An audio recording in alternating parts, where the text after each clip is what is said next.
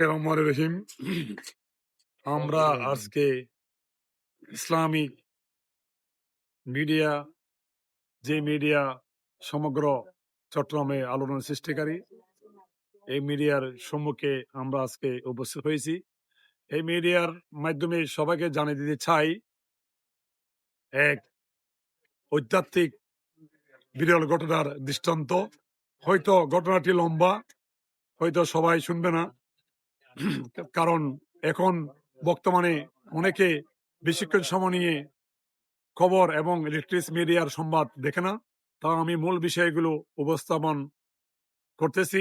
আমি আঞ্জুমানে বেতাগিয়া মোহাম্মদিয়া দরবার শরীফের একজন খেদমতকার সেক্রেটারি জেনারেল হিসেবে এখানে আমার পাশে এই মৌলানা মাফসাকুল্লাহ আলমের ওরজ্জল সন্তান হাফেজ কারি আব্দুল মজিদ সাহেবের সুযোগ্য সাহেবজাদা এখানে আমার পাশে উপস্থিত আছেন।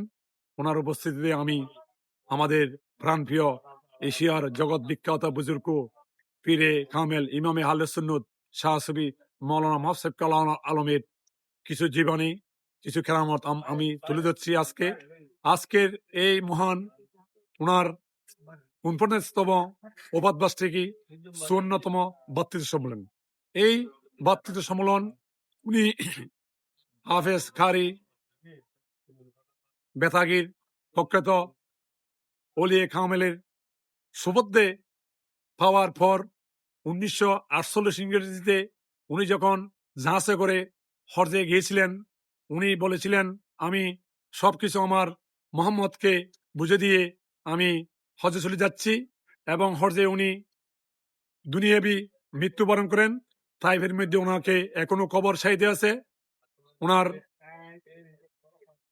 খবর এখনো তাইফের মধ্যে উনি জীবন্ত আছেন। এবং তখন ওই তৎকালীন সরকার খবরগুলো পরিষ্কার করার জন্য যখন গেলেন, তখন দেখলেন ওনার পীর সাহেব হাফেজ বজরুর রহমান মহাজির মক্কি রহমতুল্লাহ আলাইহি দেখছে যে উনি ওইখানে কোরআন শরীফ তফসির পড়তেছে, তখন ওনাকে এখানে লিখে দিছে বাংলার উলি।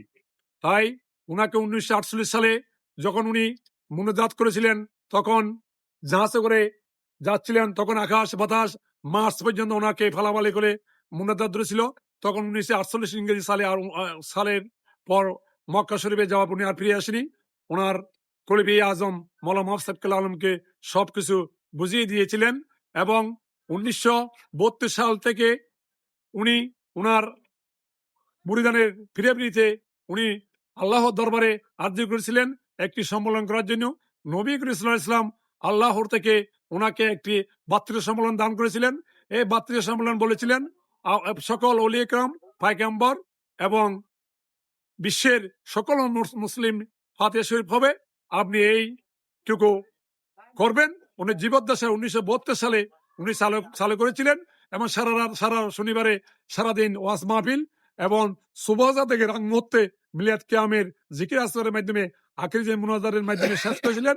এবং উনি বলেছিলেন, এই মাহফিল খোদ আল্লাহ থেকে নবী করিম সাল্লাল্লাহু আলাইহি ওয়াসাল্লামের সুপারিশে প্রদত্ত দেওয়া বক্তৃতা সম্মেলন, এটি বিশ্বের ইতিহাসে বিরল, কাউকে দেয় নয়। আল্লাহ তাআলা আমাকে সন্তুষ্ট হয়ে আমার নবী করিম সাল্লাল্লাহু আলাইহি ওয়াসাল্লামের সন্তুষ্ট হয়ে সুপারিশের মাধ্যমে এই বক্তৃতা সম্মেলন আমাকে দিয়েছেন। এটি চট্টগ্রামের জন্য নিয়ামত।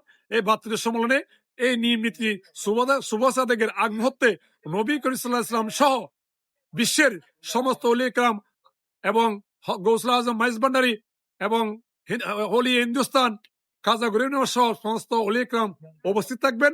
আপনারা দুজাহানে বসবেন, আপনারা দুজাহানে বসুন।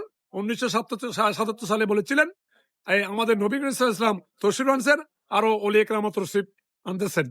কারণ তখনকার উনি ওই সময় বলেছিলেন, আপনারা আমাকে হয়তো আগামী বছর নাও পেতে পারেন, আমি না থাকতে পারি, আমাকে দেখে নেন, আমাকে চেয়ে নেন, আপনারা ফিট পাবেন। আমার মতো হয়তো ফিট না পেতে পারেন। এবং আমি ওফাত হবার পর যে আমাকে মহব্বত করবে, আমাকে ফির হিসেবে গ্রহণ করে, যে আমার আদর্শকে আমার সিলসিলাকে জারি করে কোরআন হাদিসের আলোকে যে জীবন পরিচালিত করবে, তাকে কাল কিয়ামতের ময়দানে আমি ওকে সাথে আমি জান্নাতে নিয়ে যাব। এই মহান এক ব্যক্তির আজকের উনি আমাদের কাছ থেকে চলে গেছেন, দুনিয়াবি আমাদেরকে দেখতেছেন, ওনার আদর্শবাহী আমরা আজকে দাঁড়িয়ে 3টার পার হয়েছে। এখন আমাদের সেহরির সময়, এই সেহরির সময় বিশ্ববাসীকে জানিয়ে দিতে চাই এই নূরে দিনের মাধ্যমে, জনতা টিভির মাধ্যমে, আপনারা সবাই এক মহান অলির দরবারে আসবেন এবং যে আল্লাহ তাআলা ওনাকে এই নিয়ামত দিয়েছেন নবী করিম সাল্লাল্লাহু আলাইহি ওয়াসাল্লামের মাধ্যমে, এই ফাল্গুন মাসের শেষ শনিবার এটি খেয়াল রাখবেন। এবং উনি জীবদ্দশায় বলেছেন, শুধু আমাকে আল্লাহ তাআলা যে ক্ষমতা দিয়েছে, এরা এই ক্ষমতার এই মানে আমার কাছে আসে না, আমাকে শুধু আসে দুনিয়াবি ফয়সালার জন্য। আমাকে আল্লাহ তাআলা আমার যে ক্ষমতা দিয়েছেন, আমি যাদের হয়াত নাই, হয়াত বৃদ্ধি করার আমাকে ক্ষমতা দিয়েছে। যারা গুণাগার তাদেরকে বেগুণাগার করার আমাকে ক্ষমতা দিয়েছে। কিন্তু আমার কাছে আছে শুধু টাকা পয়সার জন্য। আল্লাহ তাআলা উনি এক ব্যক্তিকে এই সকল কার্যক্রম চিকিৎসা বন্ধ, হুজুরের কাছে এসেছে, বলছে কোনো রোগ ভালো করতে পারবে না, যা খাবার খেয়ে পেলেন এবং ওনাকে কোনো রোগ ভালো করতে পারবে না। ওনার কাছে আসে, উনি একটি ফানিবেনার দেওয়ার মাধ্যমে ওনাকে আল্লাহ তাআলা ওই দিন থেকে 20 বছর হয়াত দিয়েছিলেন। ওনার কেরামতি অসংখ্য অসংখ্য কেরামত দিয়ে আজকে ওনাকে বিদ্যমান। ওনার জীবনের ওবাত হওয়ার পর মদিনা মক্কা শরীফে ওনারা মুরিদান হজ করতে গিয়েছিলেন, ওনাকে হাতে ধরে মাওলানা মোসাদ্দেক আলম তওয়াব করেছিলেন। বলছে, হুজুর আপনার সাথে কবে দেখা হবে?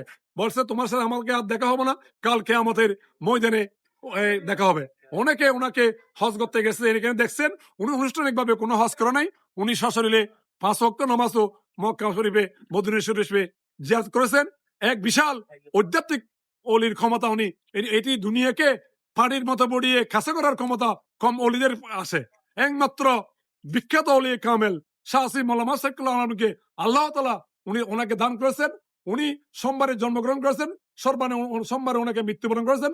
ওনার নাম নবী করিম সাল্লাল্লাহু আলাইহি ওয়াসাল্লাম নামে মোহাম্মদ।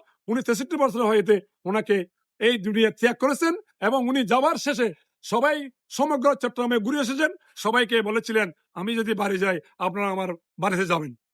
উনি বাড়িতে আসার পর উনি ঘরে গিয়ে বললেন, আমাকে একটু তাওলা আর লুঙ্গি দাও, আমি গোসল করবো। গোসল করার জন্য কিছু পর যাওয়ার পর তৈলা লুঙ্গি রেখে দিলেন, বলছে আমার সময় নেই, আমাকে একটু বিছানা করে দেন, আমি দুজাহানে শুয়ে পড়বো, আমার সময় শেষ।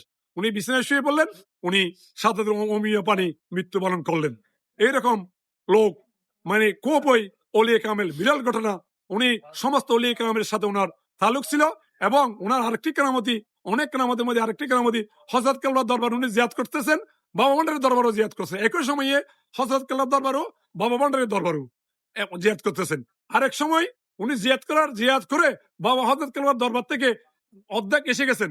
এসে যাওয়ার পর সবাইকে বক্তব্য বলতেছেন আমি আবার যেতে হবে। কি হুজুর, কি জন্য? তখন হযরত আমার হযরত কেবলা ছিল না, হযরত কেবলা মদিনা শরীফ মক্কা শরীফ ছিল। তখন উনি জিয়ারত করতে করতে সবাই হাত ধরেছেন, হাত লামাচ্ছে না। বলছে, হুজুর এতক্ষণ আপনি মুনাজাত করতেছেন, হযরত কেবলা কিভাবে মুনাজাত করেছেন, আমি না লামালে হযরত কেবলা মুনাজাত শেষ না করে আমি কিভাবে মুনাজাত শেষ করবো? আমার মহিবিন মুরিদবৃন্দ গোসরা মাঝবান্ডারকে আমি তুলে দিয়েছিলাম। এবং উনি ওবাতে উনি যে সময় যেত এবং আমাদের গৌসুল আজম খাদেমুল ফুকরা ওসিয়ে গৌসুল দেলোয়ার মাইজভান্ডারী ওনাকে ইন্তজাম করতেন, ফাইসারি করতেন। উনি হযরত কেবলা বলতেন, আমার মোহাম্মদ সাহেব আসবে, ওনাকে যেন আপনি একটু মেহমানদারি করবেন। হুজুর আমি আপনার জন্য অপেক্ষা করতেছি। দেলোয়ার মাইজভান্ডারী বলছে, কি জন্য? আপনি আসবেন যে আমি ইন্তজাম করতেছি। আমার হযরত কেবলা থেকে ইশারা হয়েছে। এবং হযরত কেবলার অনেক ওয়ারিশ, হযরত কেবলার অনেক ওয়ারিশ হযরত মাওলানা মোসাদ্দেক আলমের কাছে বাইত হওয়ার জন্য নির্দেশ দিয়েছেন। হযরত কেবলার দক্ষিণ পাশে যারা খুরশেদ আলম নামে একজন ব্যক্তি, হযরত কেবলার ওয়ারিশ ওরজ্জান ওয়ারিশ, ওনাকে বলছেন মাওলানা মোসাদ্দেক আলমের কাছে আপনি বাইত হয়ে যান। অনেক লম্বা ঘটনা, এতটুকু ঘটনা হয়তো আপনারা শুনবেন না। তাই পরিশেষে আপনাদেরকে বলতে চাচ্ছি, ভাতৃত্ব সম্মেলন এশিয়ার মধ্যে কোন জায়গায় ভাতৃত্ব সম্মেলন নেই। এটি কোড আল্লাহ তাআলা নবী করিম সাল্লাল্লাহু আলাইহি ওয়াসাল্লামের মাধ্যমে ওনাকে দান করেছিলেন। এটি বড়ই নিয়ামত, বড়ই আদর্শবাহী, বড় ভাগ্যবান। এটির ফজলিয়ত কোনোদিন বিফলে যাবে না।